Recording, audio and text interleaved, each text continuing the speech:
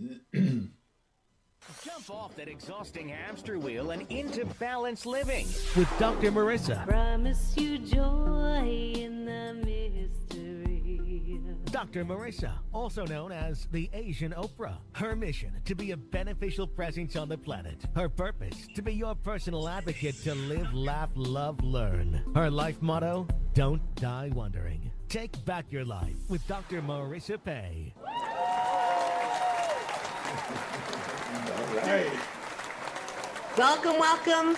You are tuned into my weekly talk radio TV show called Take My Advice. I'm not using it. Get happy with Dr. Marissa every Tuesday at naturally high noon, broadcasting out of Burbank, California with UBN Go. And then every Saturday at 6 and now Monday at 8 on my CNBC, NBC News radio channel, KCAA, which is on AM 1050, FM 102.3, FM 106.5, and everywhere on demand with iHeartRadio and other plethora of popular platforms, including iTunes, Stitcher, Spotify, Spreaker, TuneIn, 32,000 podcasts, CastBox, Ustream, Deezer, Podchaser, TalkStream Live, Tiki TV, Apple TV, Amazon Music, and last but not least, YouTube. And I am excited to tell you that today is my 444th consecutive week on the air and on camera. So I am so delighted to be still here splattering more hope and happiness, because I don't want you to get distracted by gossip that's usually on, or scandal, or any K word. So there's no Kardashian talk at all. Instead, I want you to focus on your own reality show and how you can be happy 88% of the time. Why 88? If you're 100% happy, you're dead. We don't want dead people walking. We want you to be mostly happy. The 12% is for contrast. And so I have guests and topic to that end all 444 weeks. So please go to my YouTube channel for free subscribe, and you'll see the past interviews with Layla Ali, Marianne Williamson, Marianne from Gilligan's Island, Neil Donald Walsh, Don Miguel Ruiz, Corey Feldman, Fran Drescher, and other name-dropping names, which are too many, and we're not going to do 444. But I am so grateful to all of you for continuing to support me in the effort to bring you more hope and happiness. And today is no exception. I am actually bringing him back because I didn't get to ask him all the questions. We had 3 people on last week, and it was wonderful and beautiful. But I really wanted to know, because if you did your homework, you were supposed to watch I was calling it a documentary, but now I have to change because it's a movie or a film on Netflix, and it's called Chicago 7, or The Trial of Chicago 7. And I am so pleased to actually have one of the 7 here as my guest. Rennie Davis was the coordinator of the largest anti-war and civil rights coalition in the 1960s, organizing the largest civil disobedience events of that turbulent time.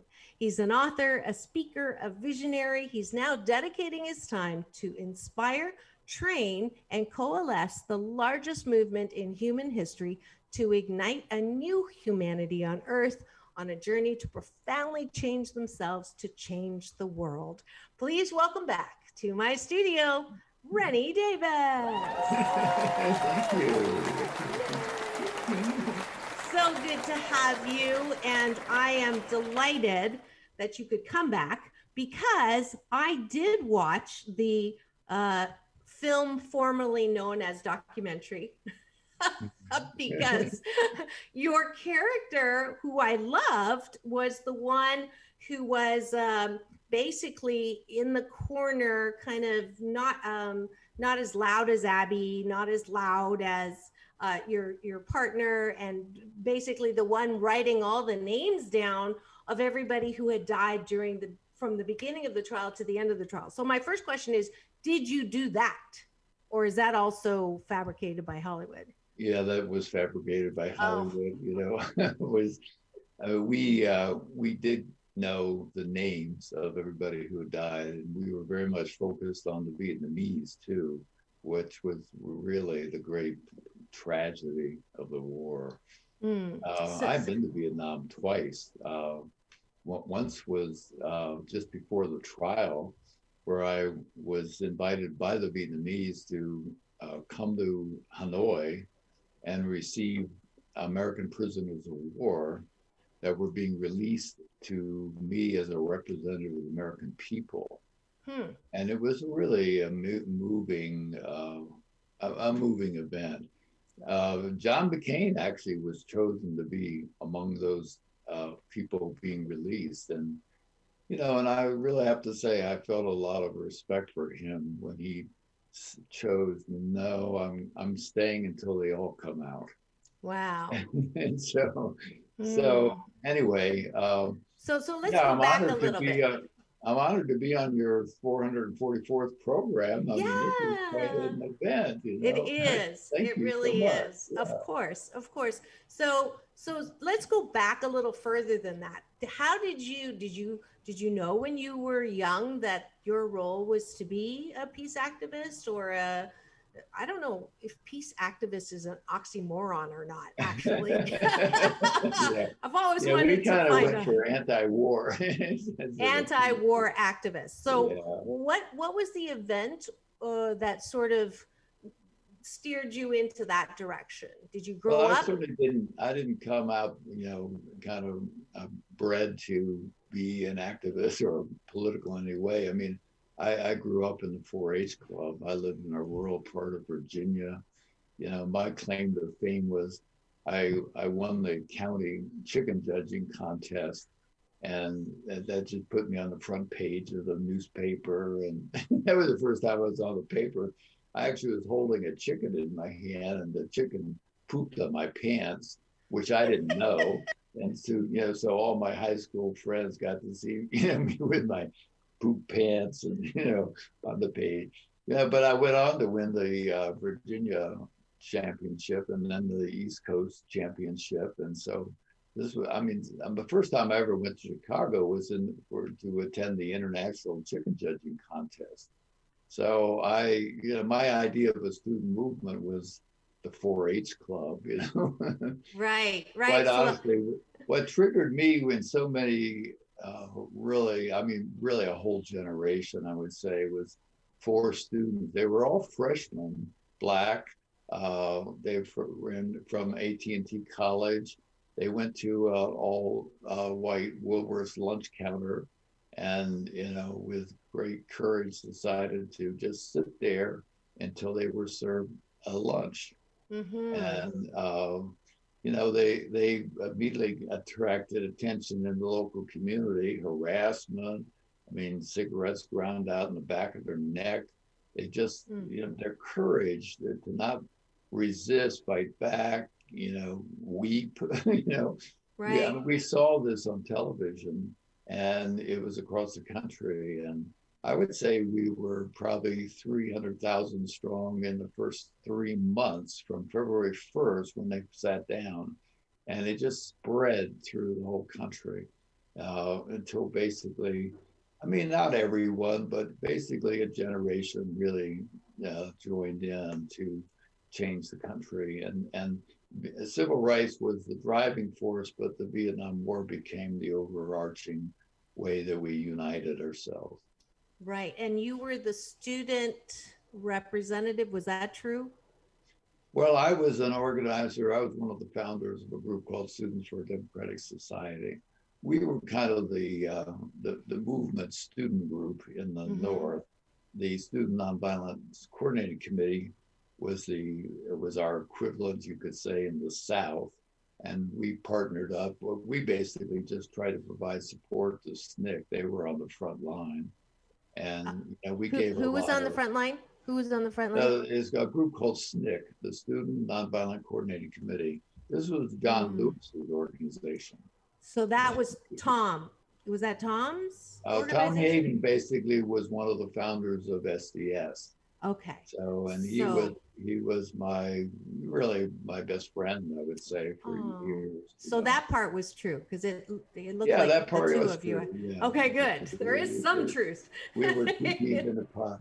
Well, there's a lot of truth. It's hard to make a film about the Chicago 8, which became the Chicago 7, without, communicating. This is I mean, there was a lot of courage. We were standing up to the government. We literally put the government on trial ourselves. Mm-hmm. But in the effort to try to have drama, Sorkin was 8 years old when the trial began, and he never really understood, himself, the impact of what was happening. It was really the millions and millions of, especially young people all across the country, that was really our real jury and our real support. And it would have been easy to, I mean, you have in the film Abby Hoffman speaking to a group, but it's kind of a small group. Abby is elegant in the movie, but the fact is that all of us went out every night and spoke. If I had a terrible small turnout, it would be 5,000 people. Wow. When the governor would call out the National Guard because I was speaking, then I would be in a stadium. And this was every night. So so it was that was the enormous thunder that was creating the support for the trial. Right. And the media picked up on it too. It wasn't just, we were 3 networks at that time. We were typically the lead story on all 3 networks every single night for 6 months. But it was a world event. We had press conferences every day that were larger than the press conferences at the White House, because the whole world press came out. I mean, just a gigantic auditorium. It was packed every day, Yeah, so that all did of not. this is kind of missed, by the movie, Right. So. Well, the funny story is when I first invited you after watching that film, I thought you were gonna not talk quite a bit. I'm like be kind of shy, like the character. Yeah. And then after the show, I said to Tony, I'm like, he's not the same character as in the film at all. And then your wife told me that you were actually the organizer of that whole thing. You're the one that got the permits. You're the one that that orchestrated. So kudos to you. It does not come across in the film, but kudos to you. Were you ever I mean, your character was not angry. It was determined, but not angry. What was your fuel? Was it anger at the people that were made to, the kids that were made to go fight in the Vietnamese War? What was your fuel that had you stand up with 5,000 people as a minimum and speak what you were speaking? Like, what were you speaking? What I was speaking was typically my own experiences in Vietnam. And the story of Vietnam is just so breathtaking. And even a student audience that viewed themselves as being against the war really had no idea who these people were.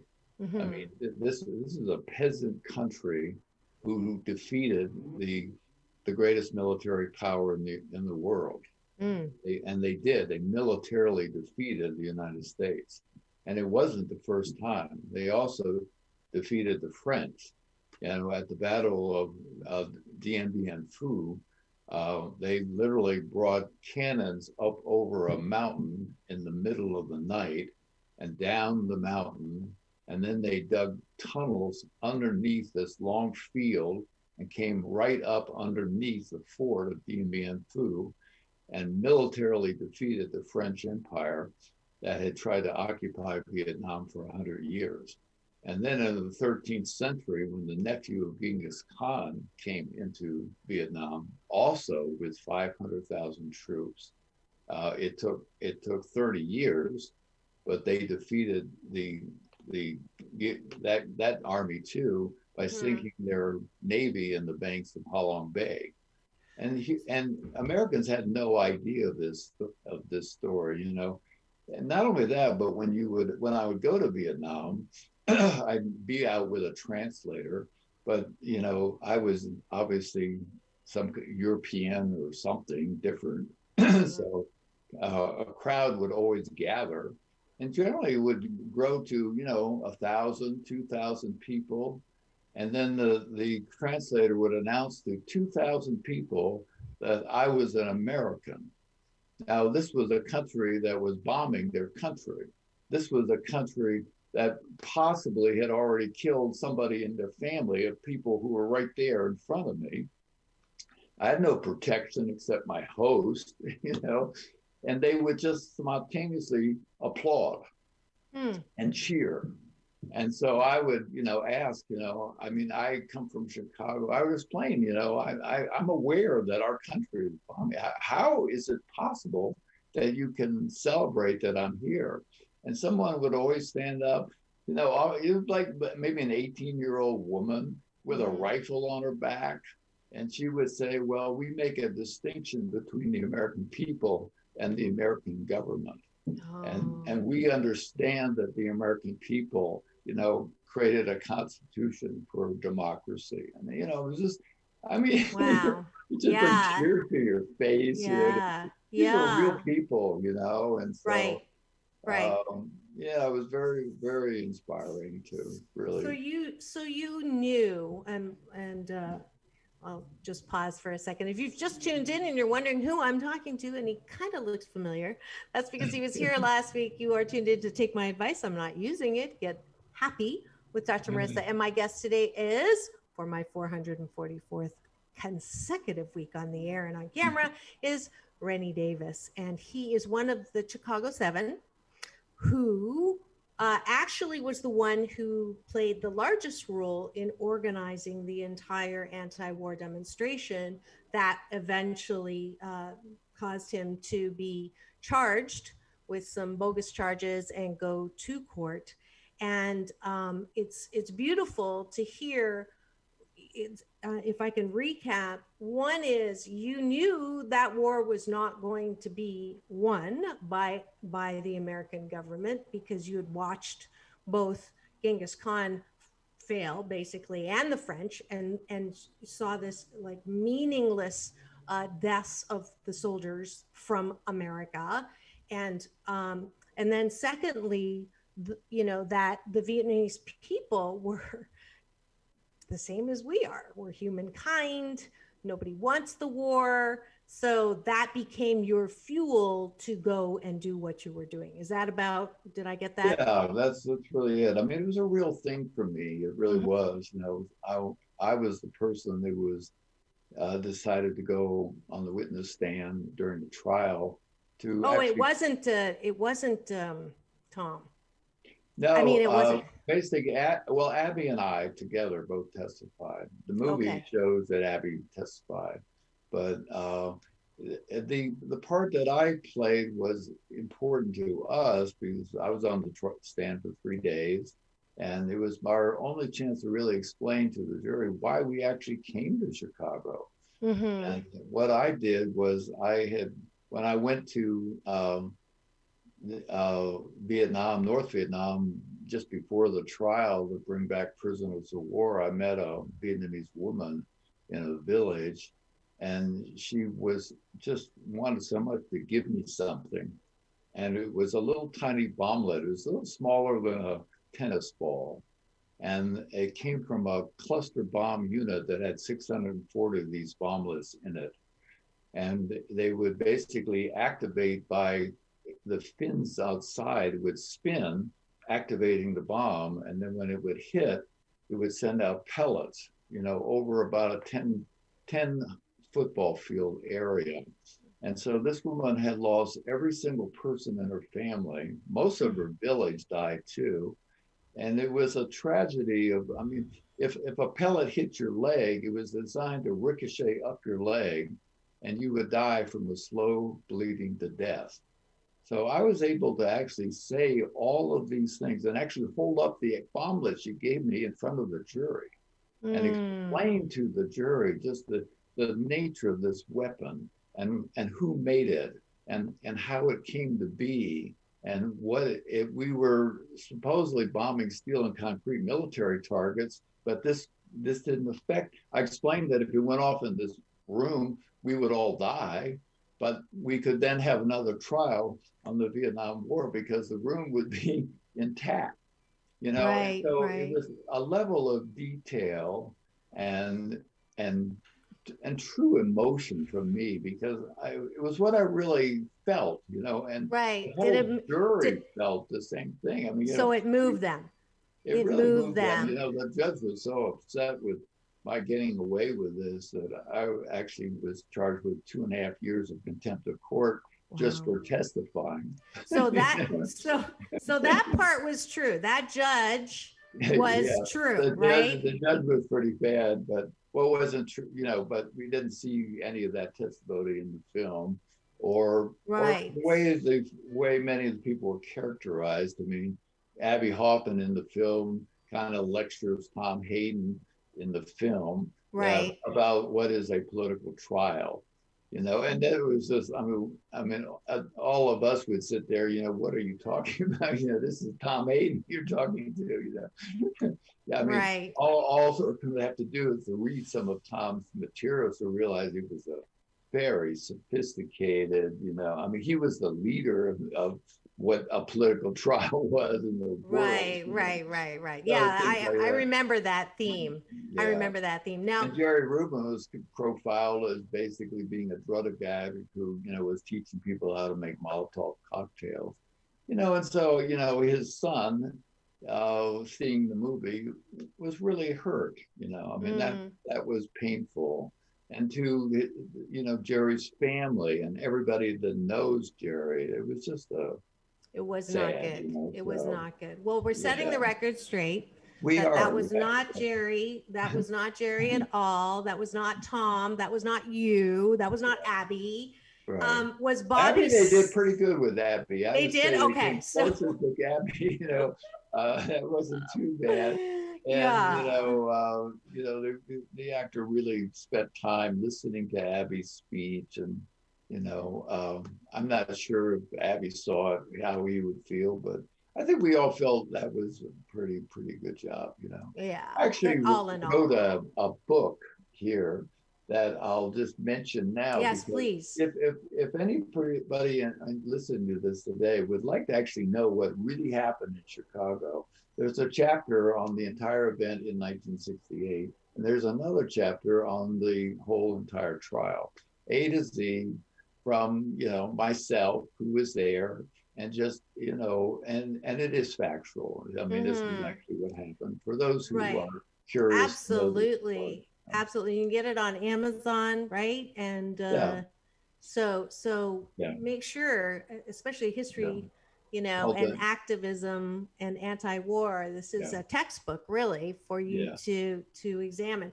Now, Yeah. was it true the part that because I saw a picture with you with Band-Aids on your head. So the part where you were trying to protect a child who had climbed up that part was true? So you were Yeah, they didn't go into it so much in the movie. What actually happened was at the last minute, the mayor's office decided to grant a permit, and so it allowed people who, you know, could not possibly come out and support us to come out. I mean, mothers came out with their babies in strollers for that event, thinking they were protected because we had a permit and this was a legal event. But a young person, you know, went to the flagpole and lowered the flag to half mast. He testified in our trial later that this was a signal of international distress. That's why he was doing it. So the police saw this and they came crashing in and beating everybody as they came and yeah, I saw arrested this person. So I threw up a martial line that was pretty impressive. You know, we had, I don't know, probably 600 people with arms locked and, you know, facing the police, and it all went up fast. And our whole group was calmed down pretty quickly with that maneuver. And, you know, and then I just addressed the police and said, you know, we have a permit. We are orderly, you know, it would be in everybody's interest if you would just withdraw. And with that, they charged. And it was a scary moment for me. I guess I don't know if I was thinking scary, but I could hear police coming, at me, yelling out loud together, "Kill Davis, kill Davis." And Wow. I was hit on the head, and I wasn't knocked unconscious, but I was on the ground. I was moving with my arms, on the ground. And what's really saved me, I mean, I was being beaten on the back, and that's where I was concerned, that I might not get out of this one. Yeah. But there was a little chain fence in the park, and I managed to get to that chain fence and climb under it, and it gave me 3 seconds to stand up and get into the crowd, where later I did pass out. But, I had to go to the hospital, and I got 13 stitches. Wow. One of the great stories, which is in my book too, but is just so touching to me. When I got to the hospital and got bandaged up, the police were freaked out that I'd been beaten and not arrested, and so they did a room by room search in the hospital for me. And there were nurses. They put me on a table, covered me with a sheet, and moved me in room to room to hide me from the police until I could get out. I mean, they could threaten their whole entire career. Wow. They could even go to jail. But that's how impactful this event was on just regular people in Chicago. I mean, wow. we had support. So what a beautiful story. Yeah. What a beautiful story. And that's, a testament to you. And I hope that you receive, I gave it to you last week already, but now I'm really giving you Dr. Marissa's Beneficial Presence on the Planet Award for sure. Because I mean, to find out that you really were, the central figure in organizing all of this is just amazing. I'm honored to have you on my show, sir, for all of that. And for you to, this is what we're talking about, with all the unrest that's going on, with all the, anti-diversity, with all the anti-China, with all, it's like, I guess we haven't come very far since 1969 in some ways. But I did want, when we come back from break, for you to talk about protesting, because right now, there's a lot of people who, they may agree with protesting on one hand, but then they're quick to throw up, yeah, but the vandalism and people getting hurt and it's not right. And so I really want you to help me with how I communicate and frame all of that. But first, we're going to thank the sponsors who make this show possible. And we'll be back in 2 and 2. Peace in, peace out, world peace through inner peace. Do you want to be your best self? Of course you do. But how? Dr. Marissa here, and you know me as your personal happiness cheerleader. And right now, especially now, it's not easy to be your best self when everything around you is all fluxed up. Well, I found a fabulous site with a myriad of helpful, easy-to-use tools to explore and excavate your best self. From journals to planners to discovery decks, the Best Self Hub has everything you need to create work-life harmony and live a life you love. Go to www.bestself.co and use promo code Dr. Marissa to get 20% off. Discover your best self today. And just a little plug for bestself.co. Great products. And right now, Black Friday is 30% off. So my promo code's only 20% off. But if you use the 30% off, please do email them and say, you heard it here on Dr. Marissa, so we can continue that beautiful partnership with bestself.co, and we can continue to bring this show here. If you've just tuned in, you are listening to Take My Advice. I'm not using it. Get happy with Dr. Marissa. And I am on every Tuesday at naturally high noon out of Burbank, California with UBN Go Studios. And then if you are just tuning in and want to know the first half of what went on, just tune into my CNBC, NBC syndicated channel KCAA. The station that leaves no listener behind, AM 1050, FM 102.3, FM 106.5, and then on demand everywhere, iHeartRadio, and then on YouTube after Saturday night. So we're talking to Rennie Davis, who was one of the Chicago Seven, and he's going to help me frame in a way about protesting and the importance or the significance of what any kind of activism is. So, how do you answer people? How do you answer people who say, yes, peaceful protests, but protests are not peaceful, and it always ends up in vandalism or people getting hurt or people losing property or life? Yeah. Well, it doesn't always end up that way. The fact is look at the women's movement that occurred the day after Trump was inaugurated. I mean, there may have been some arrest, but I mean, it was just a massive global protest, not only in this country, but in countries all over. And it was nonviolent. And for the most part, the gigantic response of Black Lives Matter from the public has been nonviolent as well. And that movement is dedicated to nonviolence. We may have been more focused on that issue. Our coalition made it a requirement to belong to we had 150 national organizations in our coalition. And you could not be in the coalition if you were committed to nonviolence. I think most of us then, and most of the movement today, knows that once it breaks into, breaking windows and setting fires, or and there are people who looting. Do that. Often the people who are doing it are the white supremacists and people who are trying to come to really disrupt the movement and try to. I mean, they're typically the cause of it, really, when you look at it. Mm-hmm. And so you have a Republican Party that makes it their line that your suburbs are going to be overrun by Black people, and I mean, just these horrible images. And people hear it on the media and they pick it up, and they're not out there, and so they start to buy into it, and so. The overall effect has been a very divided country on this issue. You know, if you're in the movement, you know that this is not a movement to basically create a revolution by terror and force. And really everybody in the movement is very opposed to nonviolence.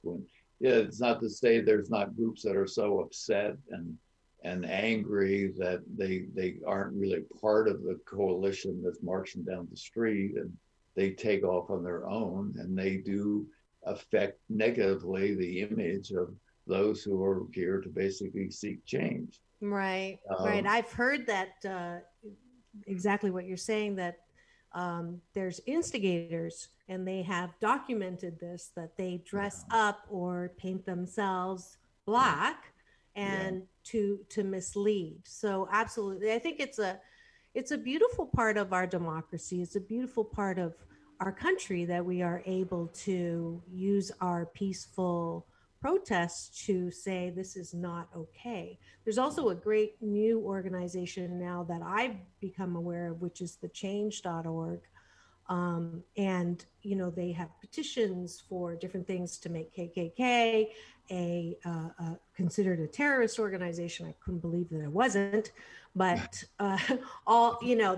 there's ways, and I think that the one of the hashtag COVID silver linings is it's slowed down enough that we can actually do something and look at what we can do. So just going back to Bobby Seale, Was that whole part of what happened in court, did that actually happen? Did the judge go and have him beat up and then he came back and everybody did not stand up when the judge came back in? So the Bobby Seale event did happen, and the trial movie presents it somewhat. Okay. I would say that, I mean, this is what occurred basically. And if you saw the movie, then you can judge for yourself, you know, how well the movie portrayed the actual event. Bobby Seale was the chairman of the Black Panther Party. He had a lawyer who basically was facing a gallbladder surgery situation just before the trial. He asked the judge for a continuance, and the judge refused the continuance. So Bobby didn't have an attorney. And the decision by Bobby alone was that he would represent himself. And so when a witness would go on the stand and mention his name, Bobby would stand up to cross-examine the witness. And the judge would go into hysteria. But the movie doesn't quite show is the marshals. The marshals in the actual courtroom were typically 20 to 25 people. They were pretty, you know, I use the image of a Cleveland linebacker, you know, to give an idea of what they were like, what they looked like. You know? Right. They were serious dudes, that's for sure. Uh-huh. And they were being ordered by the judge to basically put Bobby in his chair. So at first they would just walk over and Bobby would sit down, but as it progressed, they started to use force. They would force him into his chair with strength. Mm-hmm. And as this developed, Bobby became more outspoken and basically, started accusing the judge of being like the photographs behind his back on the wall. These are pictures of the founders, and they were all slave owners. And Bobby pointed out they were all slave owners, and that the same mindset was operating this courtroom.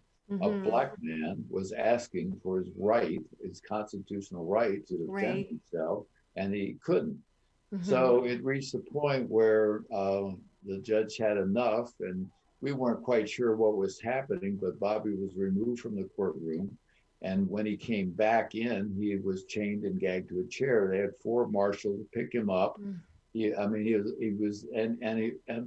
put gauze in his mouth and then a pressure band-aid around it so he couldn't speak. And on the first day, he could pretty well be heard by the jury. I demand my constitutional rights to represent myself. He was speaking through his gauze, he could be heard. So this basically caused the judge to want to intensify it. What the movie doesn't really show is that this went on for 4 days. And so it kept building and building, and the gauze would get so intense, and the pressure band-aid looked like a Civil War poster or something. And I mean, it was, and I could see blood coming out of his mouth, and his arm, didn't have blood circulation because of the strap. And I mean, it was just really horrific. Until finally, there was a point where Bobby was able to get his thing loose and his hand flew up, and the marshal just descended on him. I mean, literally beating him in the court in front of the jury. And we were all there trying to protect Bobby. So there was a free-for-all in front of the jury, but it was because of what was going on. I mean, I don't know how else you could respond, but so I mean, people would shield them, and now in the movie they've got Dave Dellinger, this lifelong pacifist who we respected so much, slugging a marshal. I mean, that would be the last thing in the world Dave Dellinger would ever do. Right. All his family, his 2 daughters, they're all upset, with what, what the movie.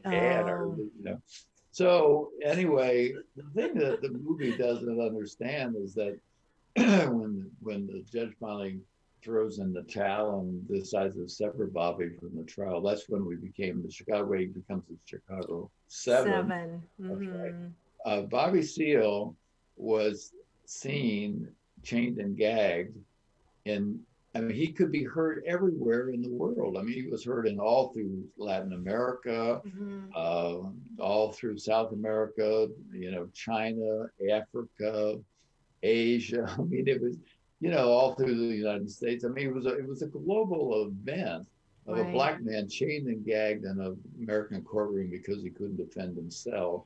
I don't know how. I mean, well, that's actually what happened. I don't know. That could be if you wanted drama. I don't know how you could get more dramatic than that. Right, right. It was Um, pretty dramatic, but it wasn't obviously intensified by the 4 times of what you're yeah, saying. yeah, exactly. Yeah, So you that's have really, no it's build almost, up to what really happened, and you don't yeah. have a sense of what was going on outside the courtroom. That's the thing, that the enormous support that we had all over the world.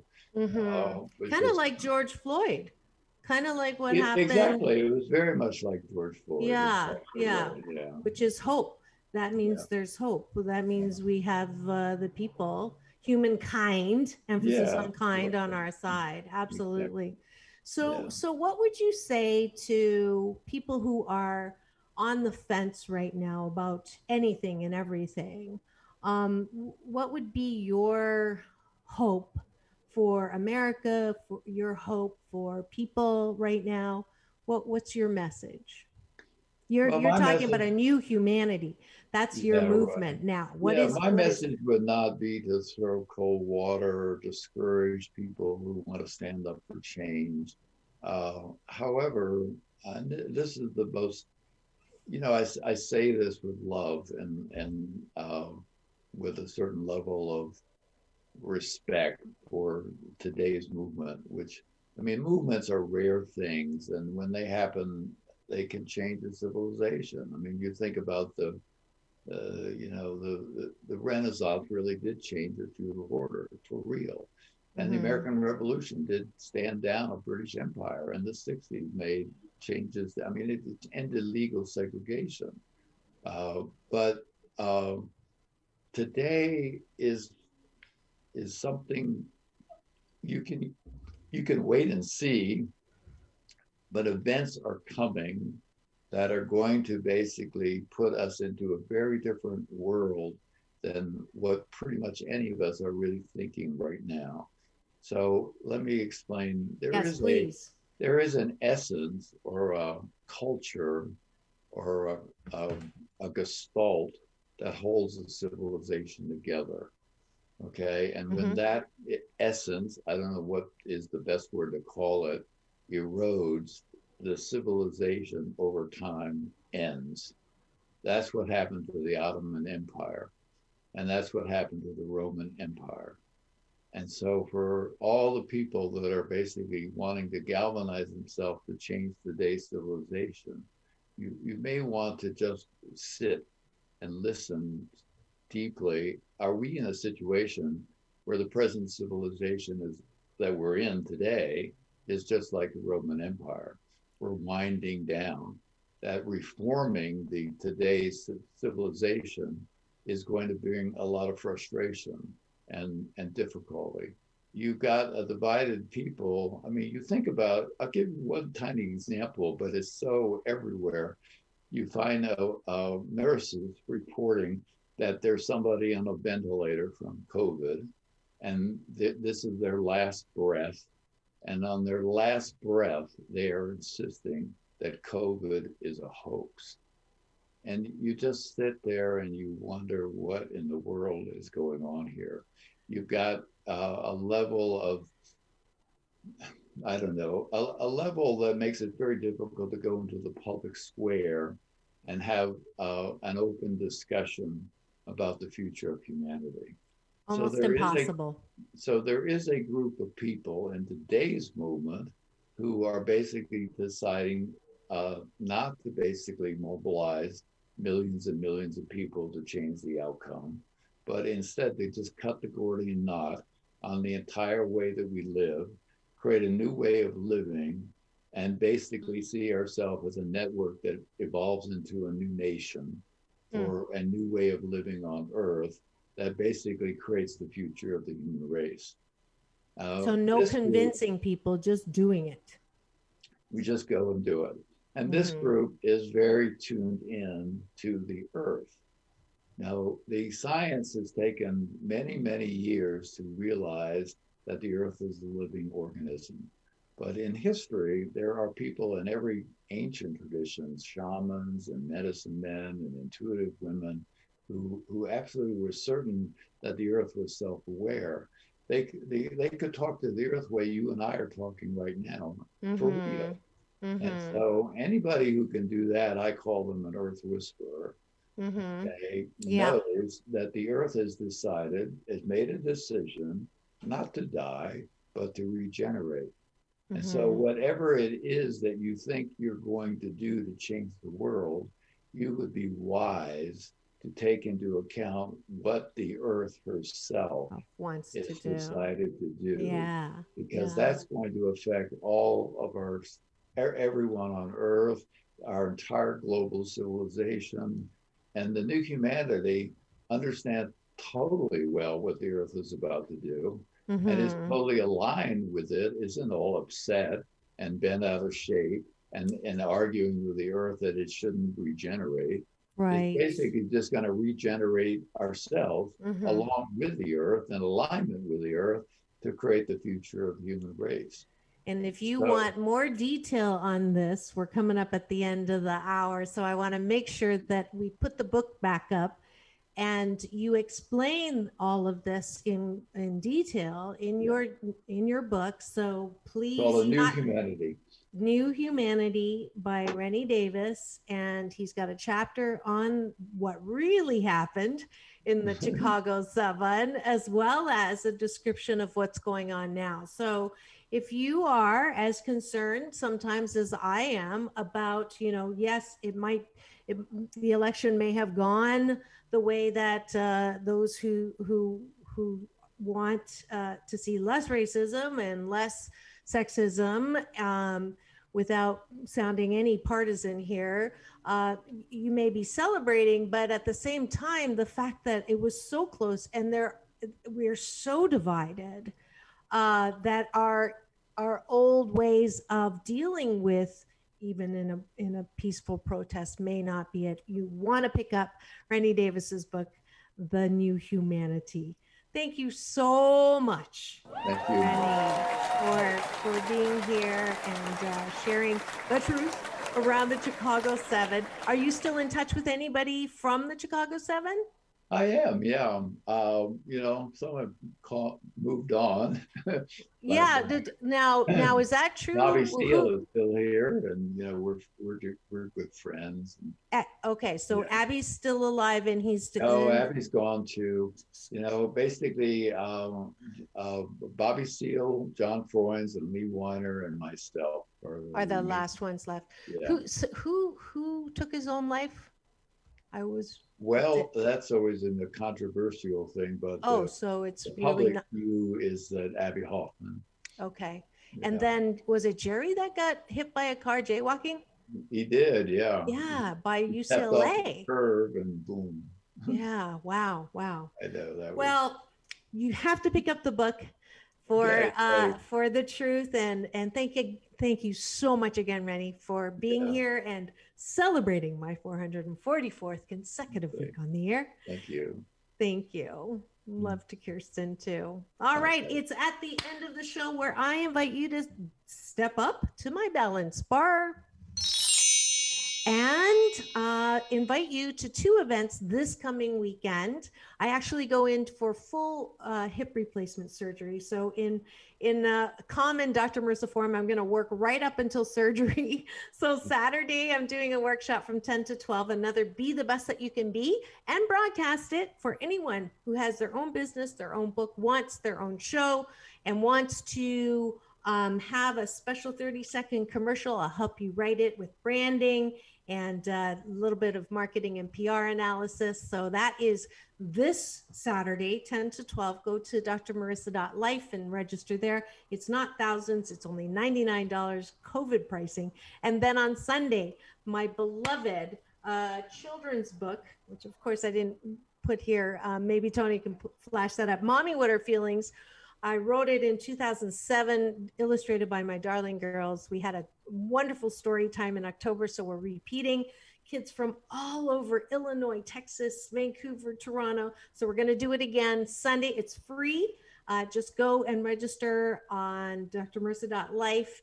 And it's all by donation. It goes towards 8 Ways to Happiness 501c, which is my new nonprofit. Speaking of which, go to Amazon and smile Amazon, put in 8 Ways to Happiness, and then every purchase you make, we got our first check for $8.31 because it's 0.05%, but I'm grateful. So go and support that. And I'm giving away one spot to both events. So go to drmarissa.life and put in Asian Oprah giveaway, and you'll get a free seat in the Zoom for that.